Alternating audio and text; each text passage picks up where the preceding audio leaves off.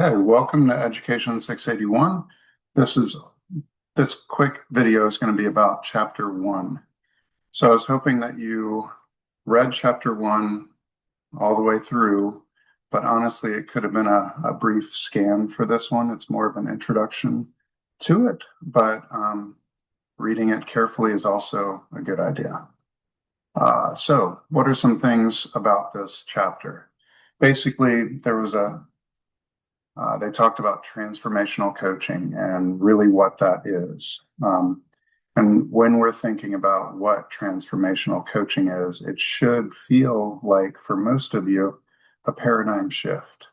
Because what we normally think of when we think about transformational coaching or coaching in general is somebody like a mentor, somebody who we consider an expert who's going to give us all the tricks of the trade, and they are going to basically direct us on what to do because we are new or we are struggling. That's the old version, the traditional version of coaching, instructional coaching, or managing people in any way, right? What that does, if we do it just like that, is it becomes a short-term compliance type of thing where people think, oh, let me just get this mentor off my case and I'll do what they tell me to, but I don't believe in it. And it'll probably go away as soon as they leave. Um, so really it's one of the first things you're going to be doing as a coach is developing a relationship and really understanding your client or your mentee. Um, and client is what they're going to use quite a bit for whoever you're mentoring or whoever you're coaching. So that word client, I'm going to use quite a bit. So what your goal is to help whoever you're coaching thrive. So whatever they do is very effective, right? In the teaching profession, that means we coach teachers so that their students will get the best education possible. And there is a domino effect with that, right? Um, so if you noticed, and definitely make sure you read those little anecdotes in the chapters, those are very powerful. And then one of the reasons why I really like this text is because Elena Aguilar actually gives you real experiences that she's gone through as a coach. And as I said in the first video, she knows what she's doing. So it's definitely good to have those anecdotes. One thing is if you're in this class, you want to be developing into, or you're already in the position of a leader. So when people become leaders, a lot of the time they feel like that they should be directing everyone. Very top-down approach, do what I say, these types of things. What we know is that that doesn't always work well with, especially with certain personalities. So getting to know your client is extremely important. But then the other thing too is a lot of times when people become leaders, uh, as humble as we may want to be, many times subconsciously we are thinking, I do this much better than they do it. Maybe that's the case. But if we keep that mindset, it really impacts negatively our ability to coach. And that's what Elena Aguilar was trying to tell us here. So in the coaching conversation with Carmen, hopefully you noted that this was a very different type of conversation than what would have happened with a traditional approach. With a traditional approach, it might not have been much empathy. It would be like, oh, come on now. This is what I hear all the time, but you know what? You're going to get through this. Don't worry about it. Right? Instead, they were really okay with the emotions that were there and they were compassionate toward those emotions and they were empathetic. Um, and they normalized the emotion. It was okay to be emotional during this meeting. If you don't allow emotion in these meetings and you feel like it's just a waste of time, that will be a problem. What we do know in research about people changing behaviors a lot of times emotion is involved in that, and emotion has to be a part of it. So getting through these emotions and allowing them to happen in these meetings can be important. So in this particular one, Carmen was helped by this empathy and this reconnecting with her initial feelings of or initial dispositions of resilience that she may have forgotten about. And she wants to end, the coach ends with practical next steps. The next thing that we are going to talk about is what really happened in that, right? So, although the coach was regulating their emotions, emotions were also normalized in that meeting. It could be okay to share emotions. Um, the coach was listening very intently to what was happening instead of just waiting to give them a fix. Um, even though the coach listened, many times people, especially when they're very emotional, are going to give us big emotional statements that don't make a lot of sense and sometimes don't even match up to what's really happening. So asking open-ended questions to get deeper into what's really going on is important.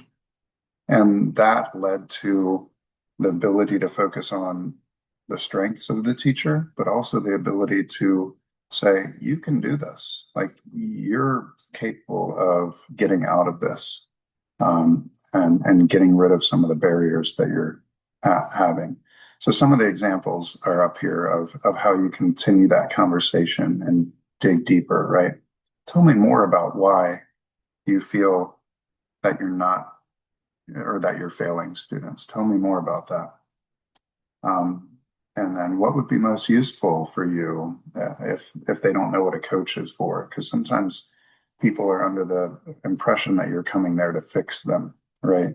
So asking them what's going to be useful for them changes the frame and really helps them to open up and give you more information so that you can better help them. The difference between coaching and mentoring was stated here, and many times you are going to be considered a mentor, but I would suggest that understand how much how much more how much more effective transformational coaching can be.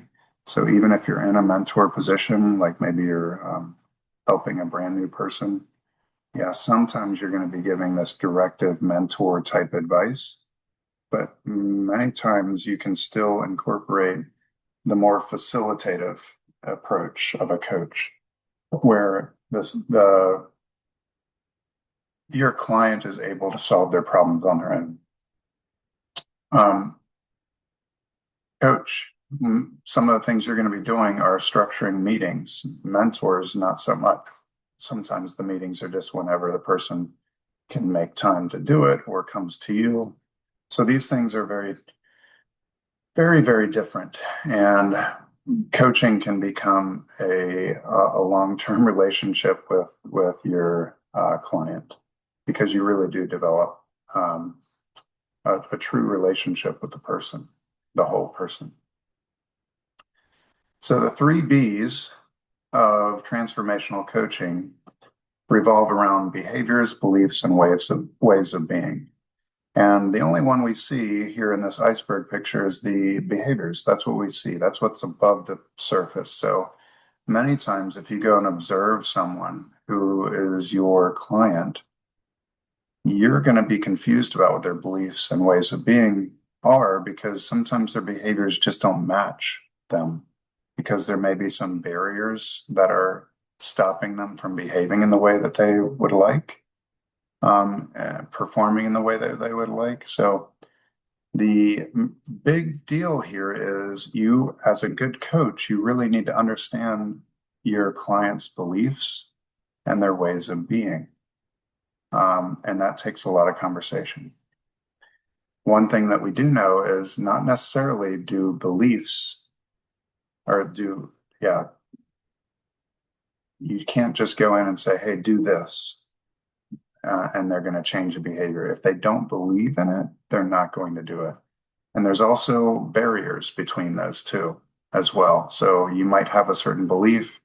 The coach is there to help you get rid of a barrier so that you can behave in the way that that belief want you to, right? All right. Annie's story was another unique one because it really highlighted the fact that what we believe or what we how we behave, if it doesn't match our belief, we just probably will let it go. So in that particular story, the teacher um, was not completely sold on the idea of working with small groups in her classroom. And although she changed from rows to small groups while the coach was there, it changed right back. So this is an important lesson from this, and it sets us up for chapter 2. But in chapter 1, what I'd like you to do for the discussion board, and this is only on chapter 1. So if you want to use some ideas from chapter 2 in your discussion board post, that's fine. But I'm really just focusing on chapter 1 for this discussion board. Think about a time when you were coached. This could be a sport or, something other than school. Could be, theater, dance, anything that you have been coached or mentored in. Summarize the experience and either in that summary or after the summary, provide 2 examples from this chapter, um, showing whether that person was using a transformational or more traditional approach. And then how did that particular approach impact you in these ways that are listed here? And then finally, just give me one quote from the chapter, or give everyone one quote or one part of the chapter that challenges what you originally thought about coaching. And after that, just read this part about responding to 2 classmates. I'm looking forward to reading these. Hopefully, I'll be able to comment on a couple of them as well. Thanks.